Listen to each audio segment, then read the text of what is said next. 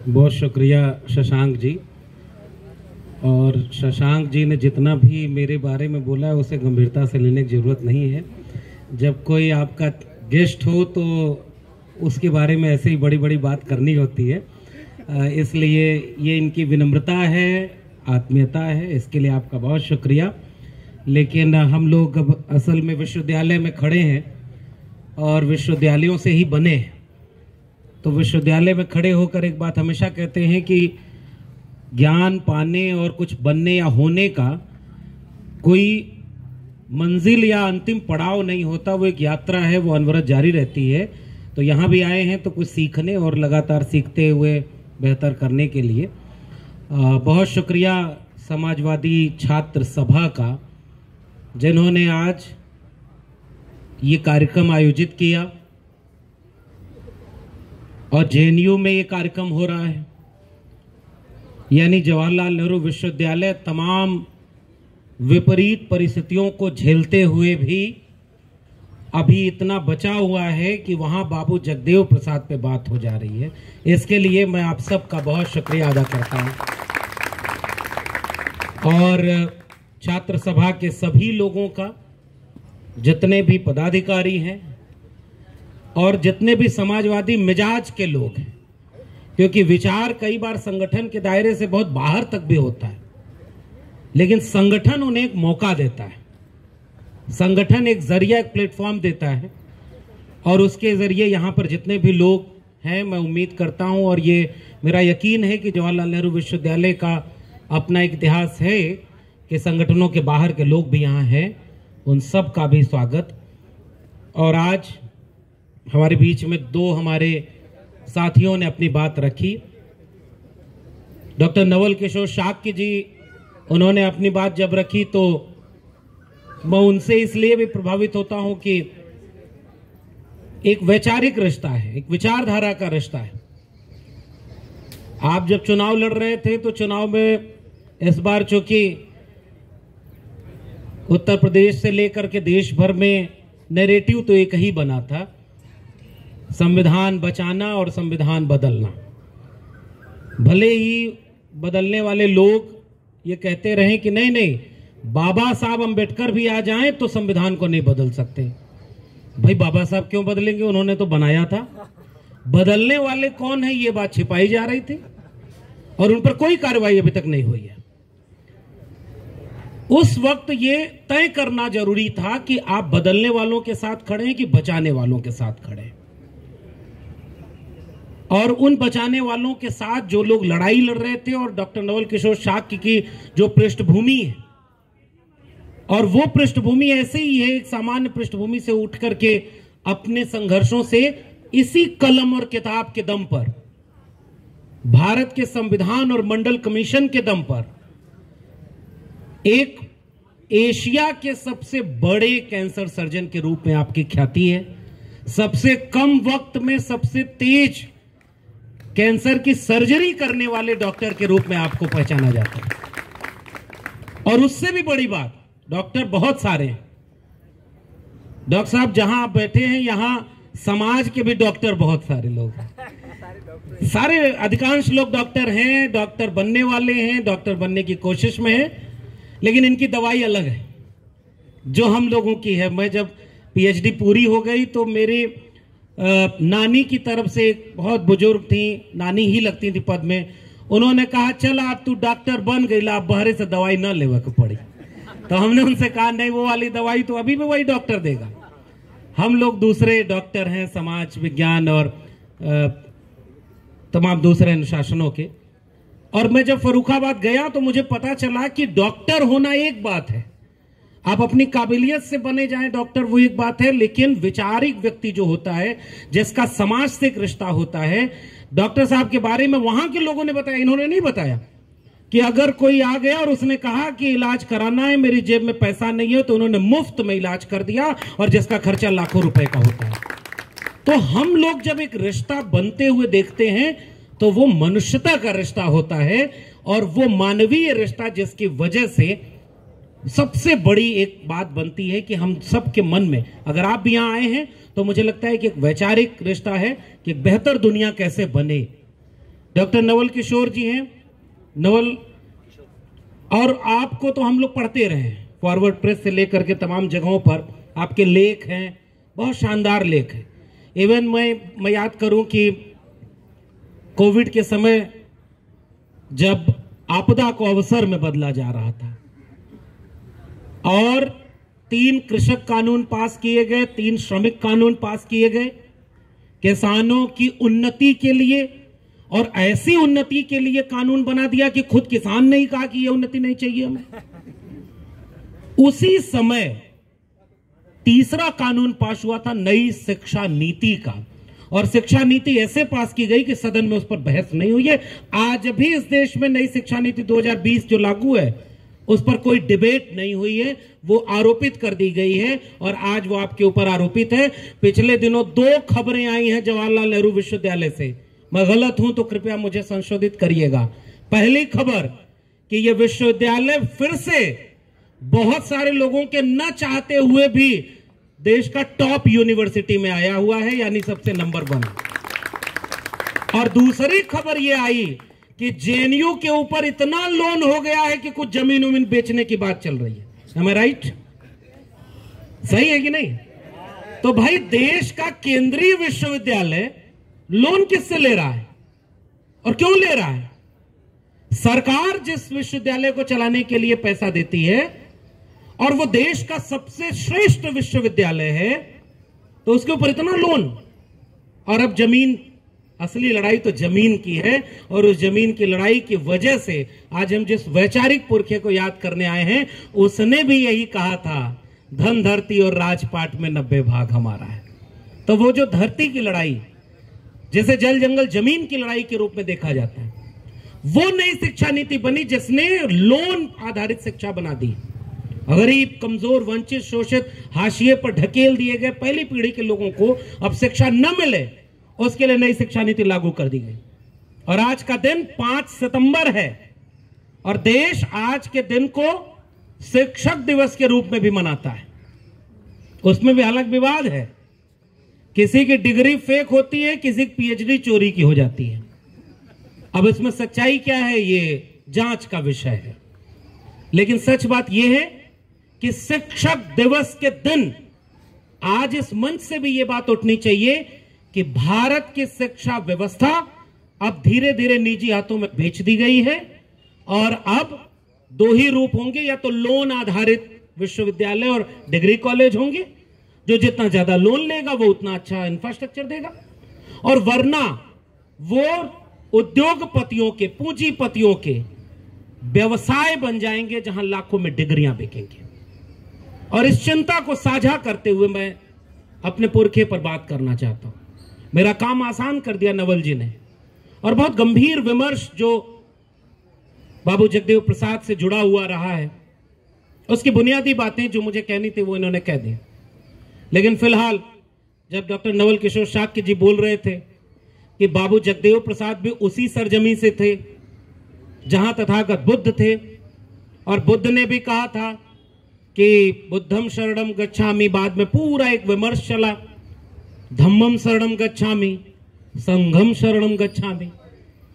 और आजकल विश्वविद्यालयों में हमारे बहुत सारे लोग पहला और दूसरा वाक्य छोड़ करके तीसरा वाला पकड़े हुए हैं।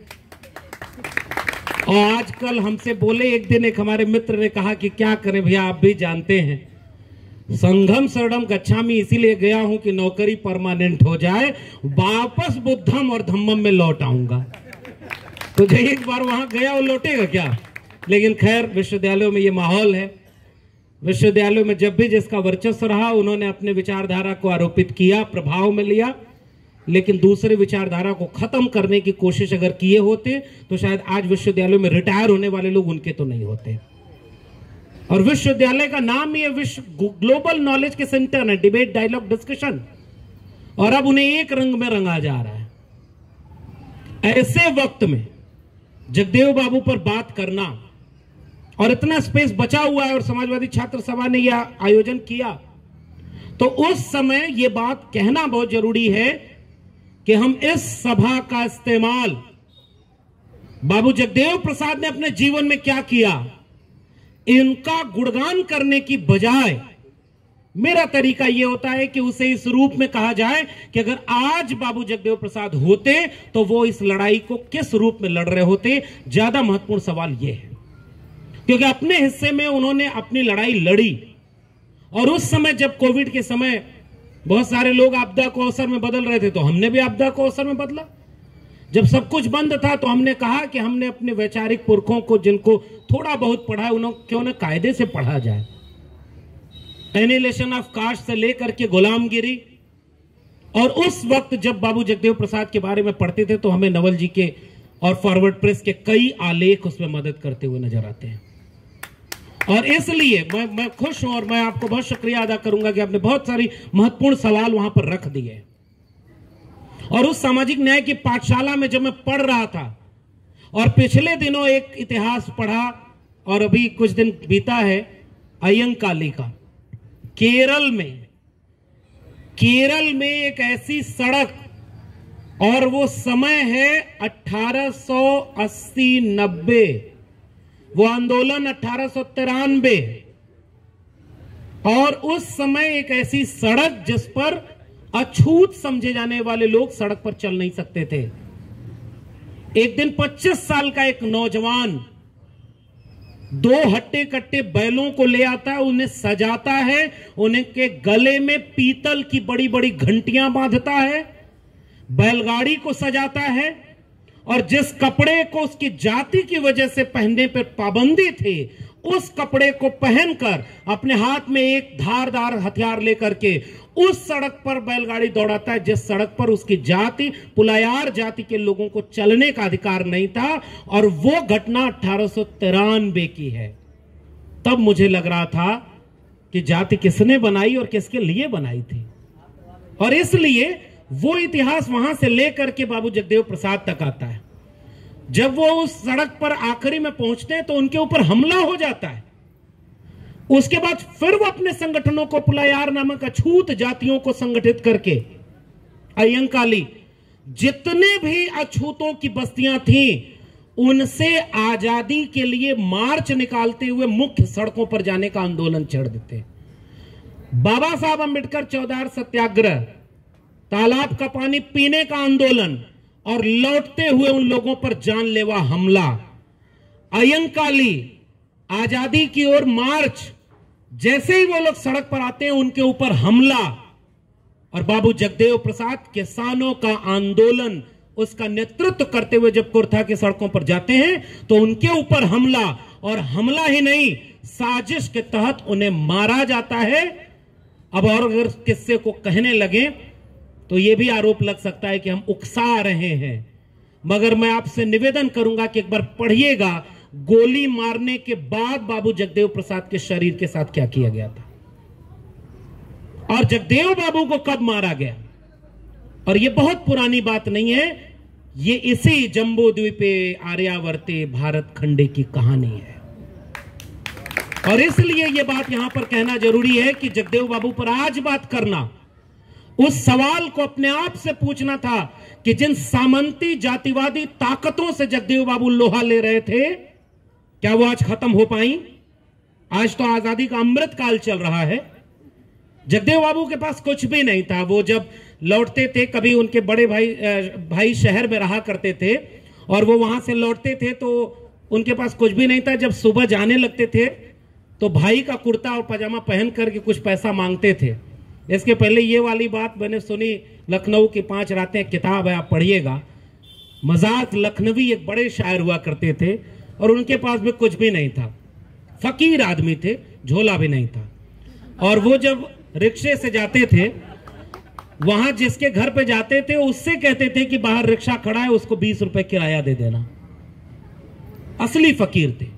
जगदेव बाबू के बारे में आपको पढ़ना चाहिए कि उनके पास भी, जबकि नौकरी लगी, और वो इतिहास भी पढ़ना चाहिए कि जब इंटरव्यू देने गए, इंटरव्यू में जगदेव बाबू बाद में पहुंचे, उनकी जाति पहले पहुंच गई थी। और उनसे भी यह बोला गया कि तुम्हारे लोग खेत में खेती करें, सब्जियां पैदा करें, अनाज पैदा करें, ये तुम अधिकारी बन के क्या करोगे। और ये घटना इस देश की है, 100 साल भी पूरे नहीं हुए हैं। उसे बिहार की है, और उस सब के बावजूद भारत रत्न देने के लिए जब याद आता है कर्पूरी ठाकुर की, तो वो बात याद नहीं आती कि जब वो 10वीं पास करके अपने इलाके के एक प्रतिष्ठित सामंती जमींदार के पास पिता लेकर गए और उन्होंने कहा कि बड़ी मुश्किल से इसे पढ़ाया है 10वीं तक, अगर तुम बताओगे कि अपनी जाति बिरादरी अपने समाज का पहला बच्चा जो 10वीं की परीक्षा पास कर गया, मैट्रिक पास कर गया, तो खुश होंगे और हो सकता है कुछ मदद कर दें तो आगे की पढ़ाई आसान होगी।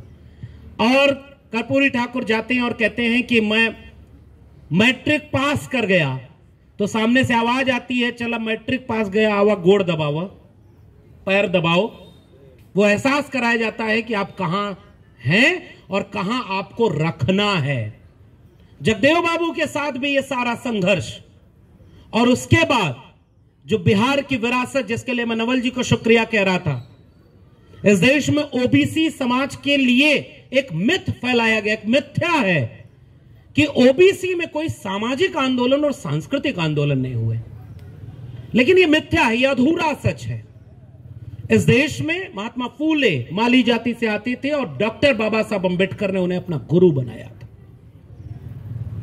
महात्मा फूले से लेकर के छत्रपति शाहू जी महाराज से लेकर के, हम लोग तो जातियां नहीं बताते भाई, क्योंकि हम अगर जाति बताएंगे तो जाति जनगणना करानी पड़ेगी। इसलिए जाति कौन बता रहा है, आज ये भी एक सच्चाई है। आजकल कुछ संगठन जो गैर राजनीतिक हैं वो ऐसा जलेबी बना रहे हैं कि जाति जनगणना हो न हो तो राजनीति का इस्तेमाल न हो, राजनीति से खाई पैदा होगी, बटेंगे तो कटेंगे। याद आया? ये बहुत संवैधानिक पद पर बैठे हुए लोगों की भाषा है। बटेंगे तो कटेंगे। बांट कौन रहा है और क्यों बांट रहा है? वहां से होते हुए लड़ाई अगर जाति की सच्चाई तक आती है तो विश्वविद्यालय में यह माहौल होना चाहिए कि वो एक सवाल पूछे, और वो सवाल ये है कि जगदेव बाबू की लड़ाई उस एक बहुजन वैचारिकी से जुड़ती है। और मैं इस पर थोड़ा सा वक्त आपका लेना चाहूंगा। ओबीसी का मूवमेंट जो चला वो ओबीसी के नाम पर नहीं चला। मैं बहुत शुक्रिया अदा करूंगा समाजवादी छात्र सभा के पदाधिकारियों का कि उन्होंने मंच पर ऐसी विविधता बनाई है और जगदेव बाबू को याद कर रहे हैं। वरना आजकल लोग एम और वाई 2 ही अल्फाबेट जानते हैं और उसी के ऊपर आरोप लगाते रहते हैं। लेकिन उसको कुछ लोग, अभी समाजवादी पार्टी के राष्ट्रीय अध्यक्ष ने उसको जोड़ दिया कि एम फॉर दिल्ली और वाई फॉर लखनऊ, ये दोनों बेचैन हैं। अब आप समझना है, समझदार को इशारा काफी। उस ओबीसी के विमर्श को, उसके इतिहास को न पढ़ा गया और न उसे समझा गया। फूले, अंबेडकर, पेरियार, नारायण गुरु, बसवन्ना, चोखा मेला, उसके बाद महाराष्ट्र की पूरी विरासत ज्ञानदेव, नामदेव, तुकाराम की, उत्तर भारत में 1930 और 40 के दशक में जिसका जिक्र नवल जी ने किया, त्रिवेणी संघ बनता है, उसको भी जातिवादियों ने आरोपित लगाया कि वो 3 जातियों का सम्मेलन हो गया। लेकिन वो ओबीसी का विमर्श था जो बात 90% की करता था। वो केवल ओबीसी की भी बात नहीं किया। और डॉक्टर राम मनोहर लोहिया ने सन सोपा ने बांधी गांठ, डॉक्टर साहब ने उसका जिक्र किया, उस नारे का, पिछड़ा पावे 100 में 60। वो विमर्श जब त्रिवेणी संघ से होते हुए अर्जक संघ, शोषित दल, शोषित समाज दल और इससे आगे बढ़ता है तो उसका नेतृत्व ओबीसी जातियों यानी किसान जातियों के हाथ में होता है। लेकिन उनके नारे में 90% की बात होती है कि 100 में 90 शोषित हैं, शोषितों ने ललकारा है, धन धरती और राजपाट में 90 भाग हमारा है। इसलिए यह आरोप या ये भ्रम पैदा हो जाता है कि ओबीसी का कोई मूवमेंट ही नहीं रहा। लेकिन ओबीसी जातियों के बीच भी एक हिस्सेदारी का आंदोलन, आत्मसम्मान का आंदोलन इस देश में चला है। और बिहार में त्रिवेणी संघ और उसको आगे बढ़ाया, पहले शोषित दल बनाया जगदेव बाबू ने, और उनका वैचारिकी तो इतनी मजबूत, डॉक्टर लोहिया से लड़ जाते थे। महामना राम स्वरूप वर्मा हो या बाबू जगदेव प्रसाद, इन लोगों ने तो विचार के नाम पर वही सवाल पूछा और वो सवाल यही पूछा कि बात तो आप करते हैं, जैसे मान लीजिए बात कोई करे पीडीए की और टिकट न दिया होता तो फिर पीडीए चल पाता क्या? यानी अगर बात भाषण में नारे की है तो व्यवहार में कितनी है? और यही सवाल जगदेव बाबू और रामस्वरूप वर्मा ने डॉक्टर लोहिया से पूछ दिया था कि सन सोपा ने बांधी गांठ पिछड़ा पावे 100 में 60, तो टिकट 60% लोगों को मिला क्या? और इस विमर्श को जगदेव बाबू से समझना चाहिए। एक रेडिकल विमर्श खड़ा करते हैं। शोषित दल, शोषित और समाज दल रामस्वरूप वर्मा जी का, दोनों मिलकर के जब एक होते हैं शोषित समाज दल बनता है। और उसका पहला सम्मेलन जब होता है, बिहार लेनिन कहा जाता था। लेनिन को क्यों लेनिन कहा गया यह भी एक अलग विमर्श है, उस पर फिर कभी बात होगी। लेकिन जो सर्वहारा की बात करे, वंचित शोषित हाशिए की बात करे, किसान जातियों और कमेरा लोगों को एकजुट करके बराबरी की लड़ाई लड़ने की बात करे, उस विमर्श से आकर के जगदेव बाबू कहते हैं, अभी हमारे कुछ साथी संचालन जब कर रहे थे तो बड़ा कड़ा कड़ा बोल दिए, हरवाही वाला शब्द जगदेव बाबू का ही है। और उन्होंने कहा कि विश्वविद्यालय में जब उनका कब्जा रहा तो वो भी वो किए। सही बात है, एनएफएस आज थोड़े हुआ है। कुछ लोग जब वो पंत संस्थान झूसी इलाहाबाद में थे और मान्यवर कांशीराम पर किताब रखते थे तो अपना नाम केवल नारायण तक रोके हुए थे। और हाँ नारायण तक है, अब सब बद्र विशाल हैं। तो अब वो जो है 2014 के बाद एक्सटेंशन हो गया और तिवारी तक चले गए। हम किसी जाति के विरोध में हम नहीं कह रहे, लेकिन इतनी चालाकी भी नहीं करनी चाहिए कि चालाकी पकड़ में आ जाए। अगर चालाकी करो ऐसी तो ऐसी चालाकी करो कि या तो इधर ही रहो, या हमारे यहाँ कहावत चलती, गए में या रहीमन न यहमन न वहमन। अब न बहुजन विचारक बचे न वो। हम तो आज यहाँ खड़े होकर के जगदेव बाबू पर बात कर रहे हैं, और एनएफएस कुमार क्या कर रहे थे? विश्वविद्यालयों में पहले कौन लोग थे? ये सारे सवाल वाजिब सवाल है। और उस सवाल की तरह जगदेव बाबू के लिए कहा गया, उन्होंने ये बात कही कि कार्ल मार्क्स और लेनिन अगर भारत में पैदा होते तो वर्ग संघर्ष के साथ साथ जाति संघर्ष को प्राथमिक रखते, दोनों को बराबर रखते। यहां यह कंफ्यूजन नहीं रह जाता कौन बेस स्ट्रक्चर है कौन सुपर स्ट्रक्चर है। बहुत बाद में यहां लोगों को समझ में आया, बहुत देर में समझ में आया कि आपके बैनर पर भगत सिंह के बगल में बाबा साहब अंबेडकर भी होने चाहिए। और मैं खुश हूं कि मैं जब ये बैनर देखता हूं, इन लोगों ने बहुत मन से, बहुत सरीके से एक बड़ी विचारधारा का फलक खोला है। और इसलिए जगदेव बाबू को बिहार लेनिन, बाद में लोगों ने कहा कि वो बिहार लेनिन ही नहीं भारत लेनिन है, क्योंकि उन्होंने ये बात कही कि सामाजिक न्याय की लड़ाई का मतलब कुछ जातियों को गोलबंद करके केवल राजनीतिक हिस्सेदारी दिलाना नहीं है। सामाजिक न्याय का मतलब सामाजिक न्याय, आर्थिक न्याय, लैंगिक न्याय और राजनीतिक न्याय, हर तरह के न्याय को शामिल करके एक बराबरी की दुनिया बनाने का नाम है सामाजिक न्याय। और इसलिए मैं बहुत बड़े आइकॉन के रूप में बाबू जगदेव प्रसाद को याद करता हूं। धन, धरती और राजपाट। अब आजकल राजपाट तो रहा नहीं, जनता का शासन है। अब चुनाव जनता देती है, कोई अब अकेला भारी पड़ जाए, कम पड़ जाए, लेकिन जनता के शासन में भी राजपाट में हिस्सेदारी होनी चाहिए। और यह सवाल अब इस देश के हर कोने में पूछा जाना चाहिए कि अगर विश्वविद्यालयों में प्रोफेसर नहीं हैं तो वो किसकी गलती से नहीं है? कुलपति नहीं है जितनी आबादी में उनको होना चाहिए था। अब तो कम से कम एनएफएस वाले मामले और लेटरल एंट्री के बाद तो यह बात नहीं कहनी चाहिए कि मेरिट नहीं थे उनमें इसलिए वो कुलपति नहीं है। मेरिट होने का मतलब यह है कि अब बाबू जगदेव प्रसाद पे बात करनी है तो अपने बारे में क्या कहूं, लेकिन फिर भी एक लाइन कहता हूं। 14 साल जिस कॉलेज में पढ़ा रहा था, अपने यूनिवर्सिटी का गोल्ड मेडलिस्ट था। पहले नहीं बताता, अब बताता हूं। Original degree, original gold medal था। और इसलिए मैं ये बात बताता हूं, एपीआई स्कोर सबसे ज्यादा था और मेरी जगह जिसका अपॉइंटमेंट हुआ उसका 52 है। तो फिर मेरिट कहां है? मेरिट इस सदी का दूसरा सबसे बड़ा झूठ है। पहला क्या है, इस पर आप लोग शोध करिएगा। और इसलिए मैं कह के जा रहा हूं कि मेरिट के नाम पर बहुत दिनों तक हिस्सेदारी रोकी गई। और जब जगदेव बाबू कहते थे कि धन संपत्ति में हिस्सेदारी बराबर हो, और बराबरी का मतलब यह है कि आज ऑक्सफैम की रिपोर्ट करिए कि 1% आबादी के पास 40.5% वेल्थ संपत्ति, 3% संपत्ति पर 50% लोग गुजारा कर रहे हैं। 80 करोड़ लोगों को 5 किलो अनाज देना पड़ रहा है।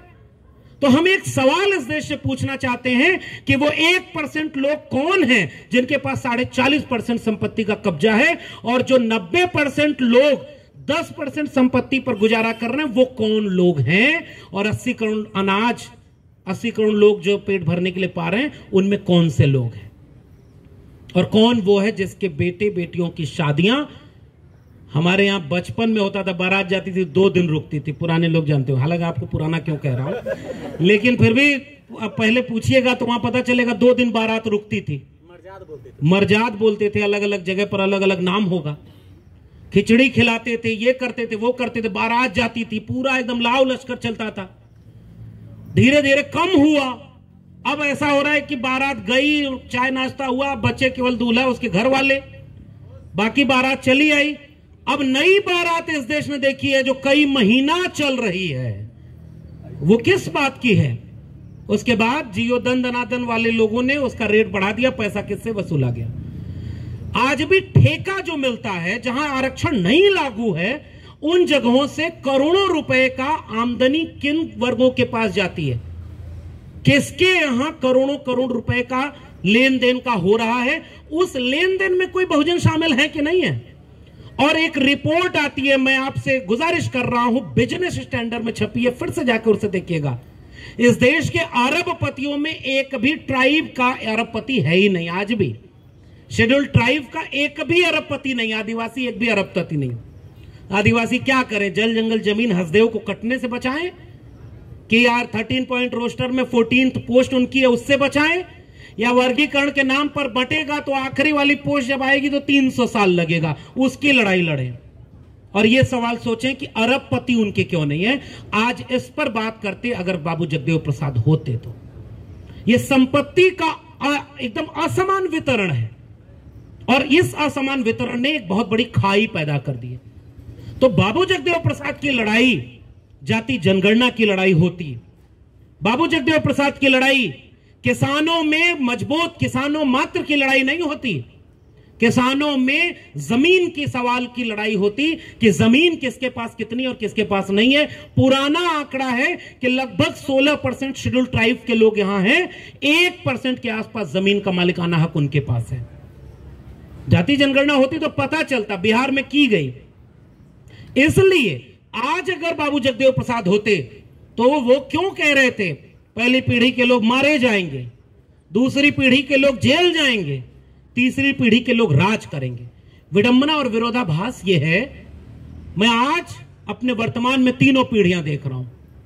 कुछ लोग मारे जा रहे हैं, जगदेव बाबू मारे गए, हत्या की गई, और बहुत क्रूरतम हत्या की गई, जातिवादियों के द्वारा की गई, और उस तबके के द्वारा की गई जिन तबकों ने बाद में चल करके किसी गौरी लंकेश को, किसी नरेंद्र दाभोलकर को, किसी पंसारे को उसी तरह से हत्या का शिकार बनाया।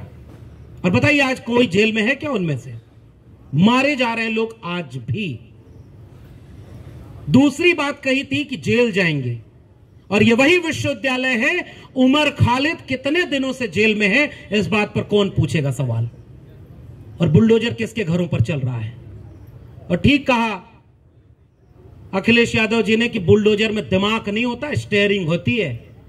कल्पना करिए कि जो गैर बराबरी की नफरत फैलाई जा रही है। आज शिक्षक दिवस है, और आज मैं एक वीडियो देख रहा था कि एक प्रिंसिपल अपने किसी बच्चे के परिजन को कह रही थी कि आप अपने बच्चे का नाम कटवा के हटा लीजिए, वो मुसलमान था। और वो क्या कह रहा है कि आपकी वजह से बाकी बच्चे अनकंफर्ट फील हो रहे हैं। और कहते कहते वो ये कहता है कि आप लोग तो बहुत गंदे तरीके से रहते हो, और बहुत सारी चीजें कहते हैं। ये नॉर्मलाइज किया जा रहा है। उनका तो 56 देश है, हमारा एक ही है, इसको वही वाला बनाएंगे। ये लड़ाई जगदेव बाबू की लड़ाई नहीं थी, ये लड़ाई बाबा साहब अंबेडकर की लड़ाई नहीं थी। बाबा साहब अंबेडकर ने साफ तौर पर जो चेतावनी दी थी वो याद रहेगी, भले ही चुनाव जीतने या हारने के बाद कितना भी माथा से संविधान को लगाते रहिए, आपके विचार बाबा साहब से मेल नहीं खाते हैं। और विश्वविद्यालय कम से कम इस विमर्श के स्पेस को बचाए रखे। मैं बहुत शुक्रिया अदा करता हूं, बहुत लंबी बात करने का मतलब नहीं है।